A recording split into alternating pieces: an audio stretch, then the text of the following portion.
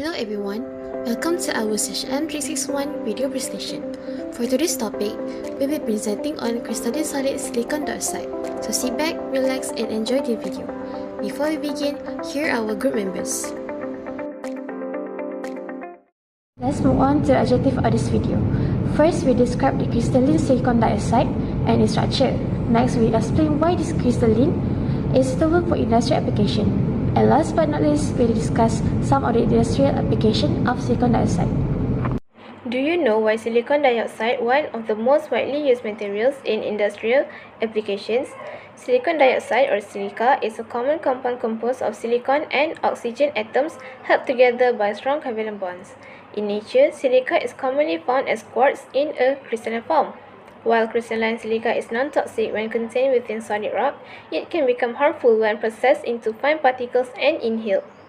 Despite these risks, silica is widely used worldwide in industrial applications such as glass, ceramics, and construction due to its hard, durable, and well-organized structure, making it highly suitable for industrial use.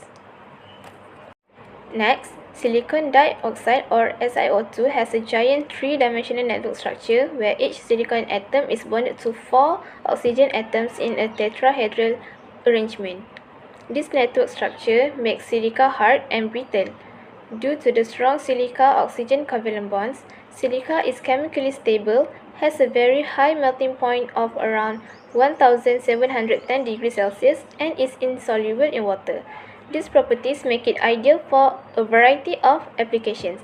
For example, silica is used in concrete, in the production of glass, and even in a toothpaste where it helps remove plaques from teeth. Now we'll discuss the industrial application of silicon dioxide. The first application is the production of glass.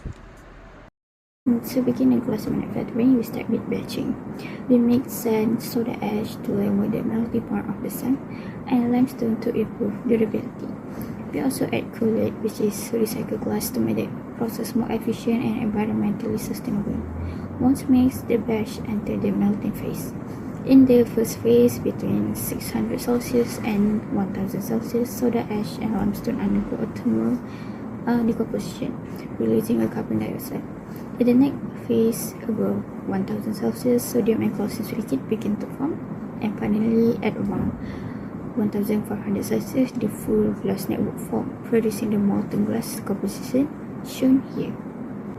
Next is shaping. There are three main methods: a manual molding for a specialist glass, industrial machine forming for a mass production, and the float glass process where the molten glass is poured on a bath of liquid tin at 100 Celsius to create a perfectly flat sheet. However, we can't allow the glass to cool too quickly. It is because rapid cooling can cause internal stress, making the glass brittle. This is why annealing is essential. Annealing is a critical heat treatment process for glasses, and it occurs in annealing. First, the glass is held at the annealing point to allow internal stresses to release. Then it undergoes slow cooling to prevent new stresses from forming. Finally, once the glass becomes rigid, it cools rapidly to a room temperature. Second application is the production of silicon wafer. Now let's look at how we turn a common sand into the high-tech silicon. The first step is converting quartz into metallurgical grade silicon or MgSi. This is done through a carbothermal reduction in an electric arc furnace at around 2000 Celsius, producing silicon with 98 to 99% purity. To achieve electronic grade silicon, we use the Siemens process.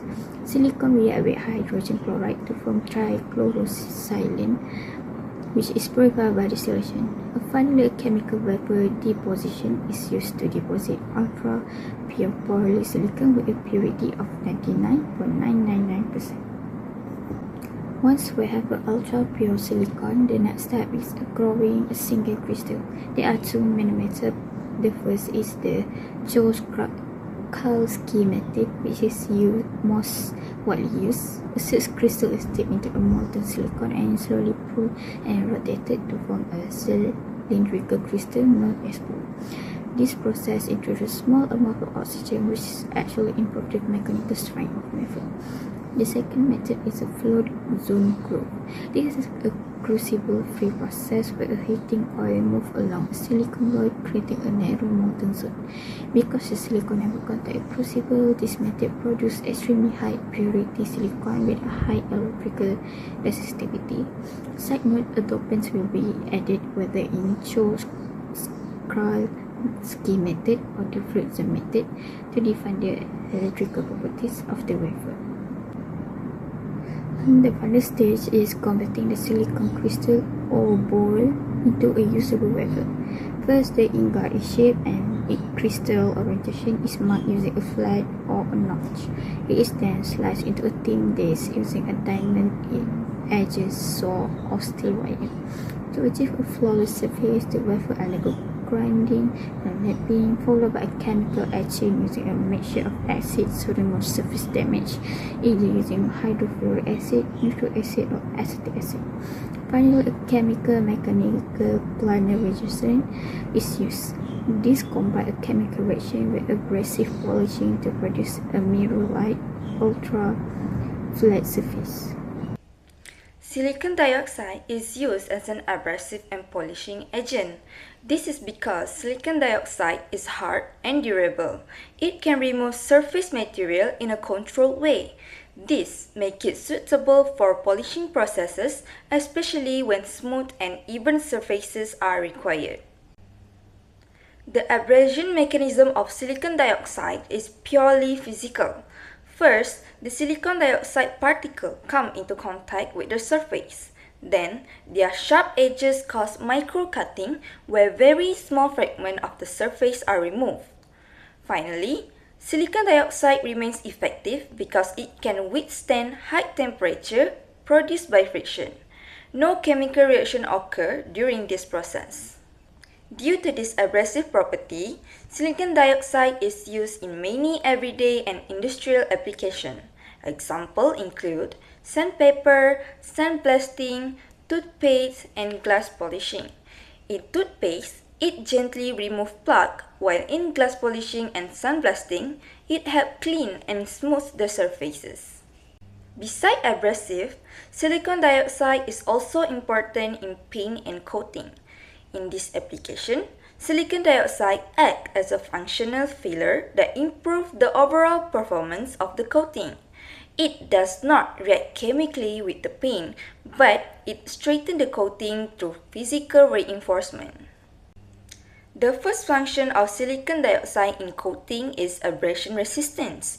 Hard silicon dioxide particles are embedded inside the paint matrix, making the surface more resistant to scratches and wear. Secondly, silicon dioxide provides an anti-slip effect. Fine particles slightly protrude from the coating surface, increasing surface friction and improving safety. Silicon dioxide also acts as a mating agent. It scatters incoming light, reducing gloss and producing a matte finish.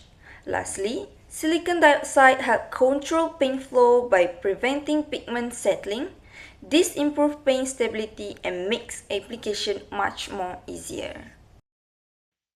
In conclusion, crystalline silicon dioxide possesses a well-defined three-dimensional network structure in which each silicon atom is covalently bonded to 4 oxygen atoms in a tetrahedral arrangement, resulting in a strong and rigid lattice. This strong structure contributes to its excellent thermal stability, high melting point, hardness, and chemical inertness, making silicon dioxide highly suitable for industrial applications. Due to these properties, silicon dioxide is also extensively used in industries such as production of glass and ceramic, electronics, construction materials, and chemical processing, thus furthermore demonstrating its vital role in modern industrial technology. In conclusion, all findings and objectives were proven.